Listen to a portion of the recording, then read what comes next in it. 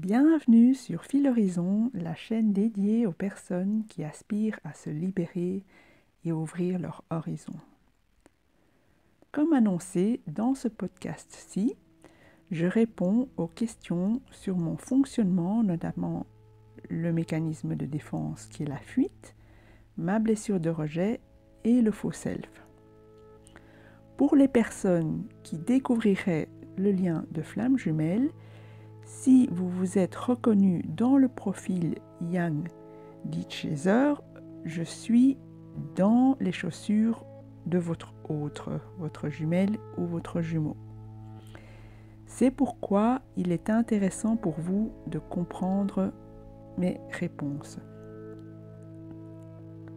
Je vous conseille de suivre les podcasts dans l'ordre, car cet exercice d'affirmation n'est pas le plus aisé pour moi. Je risque de ne pas beaucoup me répéter. Or, je sais à quel point ce parcours difficile à saisir pour le mental demande justement du temps et de répéter pour pouvoir intégrer et peut-être revenir même ultérieurement sur les mêmes étapes pour saisir les nuances et la substance des messages. Chez moi, cela s'est passé par paliers de conscience. J'ai pu capter des éclairages supplémentaires à chaque lecture. Une autre mise en garde importante et que tout le monde, à mon avis, sait, la communication entre des êtres polarisés yin et yang n'est fondamentalement pas la même. Une phrase yin n'a pas forcément la même signification pour un yang. Et pour couronner le tout, la présence de mon faux self n'est pas une mince affaire. Seule l'authenticité des deux côtés peut neutraliser la communication. Je vais donc m'efforcer d'être la plus succincte et la plus factuelle possible, et je ne parle que en mon nom. Je ne suis pas en train de prétendre que tous les runners fonctionnent ainsi. Merci donc de votre indulgence. Je commence par la question d'où vient mon mécanisme de défense qui est la fuite.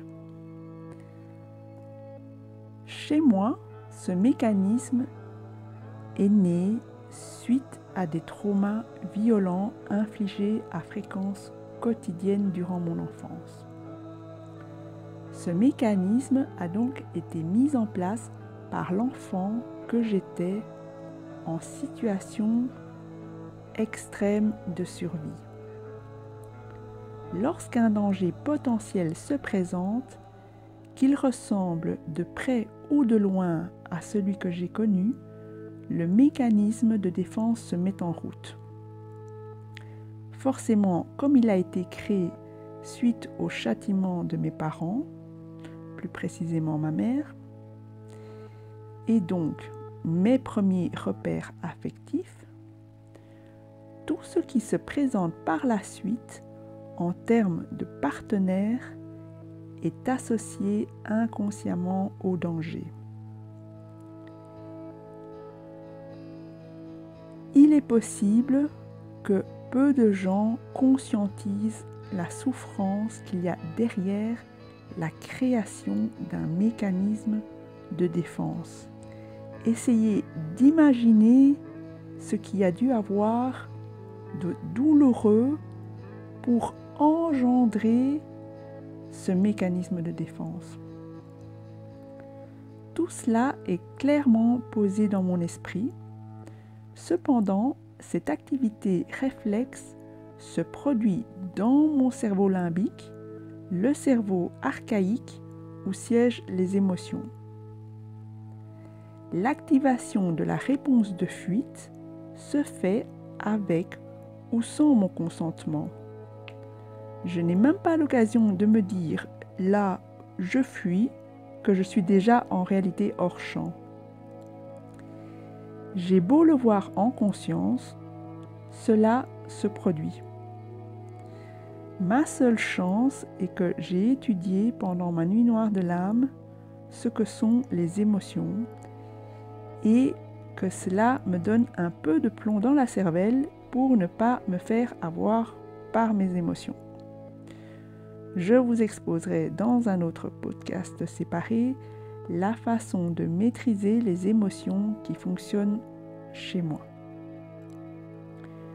Une fois que l'émotion est passée, bien sûr que mon néocortex, le cerveau le plus récent et qui sert à la réflexion, se remet en route, mais croyez-moi ou pas, quand le limbique, donc le cerveau archaïque, s'affole, le néocortex n'est pas assez puissant pour le contrecarrer à l'instant T. Parfois, il se déconnecte complètement, me laissant comme un animal apeuré sans aucune intelligence. Si vous n'avez pas envie d'étudier la biologie des deux cerveaux, retenez simplement que le premier, le limbique, est le plus ancien et sert à fuir, par exemple lorsqu'un autobus vous fonce dessus, et le second, le néocortex, plus récent, il sert à réfléchir et à réagir plus posément. Les deux ayant été développés à des périodes différentes de l'adaptation humaine. Le hic étant que votre autre peut vous fuir car il vous confond avec un mammouth qui lui fonce dessus alors que vous voulez juste l'aimer. Je n'ai pas envie d'élaborer de grandes théories, mais juste partager un point de vue pragmatique pour vous faire envisager ce que représente un mécanisme de défense chez votre autre, qu'il ait conscience du lien ou pas n'y change rien, puisque l'idée est de savoir transmuter la peur. Ce n'est que lorsque vous aurez compris la neurobiologie des émotions que vous deviendrez acteur dans ce lien. Et je vous accompagne pas à pas vers cette étape-là. Travailler seul dans votre coin à la complétude vous conduira en toute logique à rayonner dans votre complétude, mais seul. Si cela est votre but, je le respecte. Il s'agit dans mon expérience plus d'un partenariat entre deux personnes qui s'aiment inconditionnellement et qui se font travailler l'une l'autre en miroir pour mettre en lumière ce qui est faux dans nos fondations pour nous permettre d'atteindre notre authenticité. Il est sûr que d'être en présence d'un partenaire posé et serein m'aide à ne pas partir en cacahuète, mais si mon partenaire n'est pas en complétude ou montre un tant soit peu d'ego, je suis aussi en mesure de le transmuter avec lui. Je ne vois pas pourquoi je devrais le fuir. Il a aussi le droit de pouvoir montrer sa part égotique puisqu'elle fait partie intégrante de lui et de ses constitutions vitales. Donc, c'est un travail que nous faisons en partenariat à deux. À ce sujet, je conçois que la séparation soit nécessaire et propice pour œuvrer à son intériorité chacun de son côté, mais je ne crois pas que ce soit un passage obligé si le duo sait agir ensemble. Dans notre cas, la distance géographique servant de paratonnerre. À présent, je vais répondre aux questions comment la fuite surgit-elle et comment le mécanisme de défense se met-il en route. Pour cela, je vais partir d'un exemple précis pour vous illustrer le propos plutôt que de théoriser. Mon jumeau a une mission de vie qui le mène constamment sur la route. Ceci fait que nous communiquons beaucoup pour pallier à l'absence physique. Pour une polarité yang, cet état de fait pourrait être considéré comme un abandon, quelqu'un qui n'est jamais là. Eh bien, pour un yin, en tout cas pour moi, je n'en souffre pas car ma blessure d'abandon est devenue quasi inexistante ou alors elle a été complètement apaisée pendant ma nuit noire de l'âme alors que je travaillais dessus croyant être chaser. Cela pour répondre à la question pourquoi je ne souffre pas de la distance ni de la séparation avec mon autre. Au contraire, j'apprécie la liberté de ce lien qui me nourrit d'amour et de validation positive et qui me donne toute la latitude de m'introspecter et évoluer spirituellement. Oui, la liberté est le critère le plus fort dans ma personnalité. Déjà, à 3 ans, je me promenais toute seule dans le bled dans lequel je suis née, ma mère croyant que j'étais partie avec mon père et mon père croyant que j'étais restée à la maison avec ma mère. Et j'étais souvent ramenée par des taxis qui me trouvaient en pleine rue. Mon compagnon ayant choisi sa mission de vie tout seul, je ne peux que l'encourager à la poursuivre. En revanche, le drame intérieur se produit chez moi quand il tarde à me répondre. Je parle ici d'attente, non pas de quelques heures, mais de plusieurs jours. Que se passe-t-il en moi à ce moment-là? Je me fais assaillir de doutes, alors que les doutes sont déjà courants à la base. Je doute souvent de la nature du lien, mais pas du tout des agissements de mon jumeau. Je le laisse totalement libre et je lui fais confiance.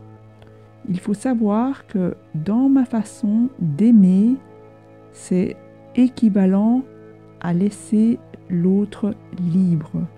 Pour moi, l'amour, c'est la liberté. Mes doutes sont plus irrationnels. Ils ne concernent pas mon autre. C'est plutôt la part blessée en moi qui me souffle que je ne suis pas assez bien et pas à la hauteur. Et je vous assure que j'ai beau le voir avec le recul, cela ne change rien. J'observe tout à fait impuissante le processus de défense et de fuite se mettre en place. Comment se manifeste-t-il? Je vais, en cas de silence de mon autre, me mettre encore plus en retrait et lui dire même que je préfère le laisser tranquille. Donc, rappelez-vous, pour moi, aimer, c'est laisser libre. Dans les moments les plus durs dans notre première année de relation, je mettais même fin à la relation. Ce qui me pend encore est toujours au nez, cette tentation de vouloir tout arrêter et m'enfuir. Bon, bien sûr, c'est quelque chose que je combats au quotidien et que je ne fais plus. Mon jumeau, quant à lui, n'a jamais eu ce genre de réaction. Il ne m'a jamais dit qu'il avait envie d'arrêter la relation. Donc, c'est là qu'on constate la différence entre une polarité consciente yin ou yang. Elles ne réagissent pas du tout de la même façon.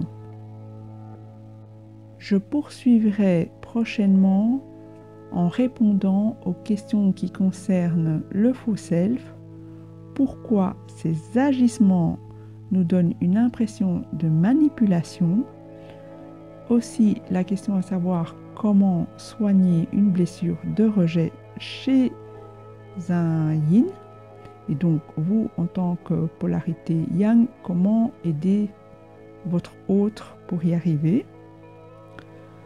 Dans l'intervalle, je ferai aussi une petite mise au point pour éviter tout malentendu ou tout amalgame concernant les différentes polarités et leur travail. Je vous remercie de votre écoute et de votre bienveillance. Prenons de la hauteur et ouvrons l'horizon. Au revoir et à bientôt.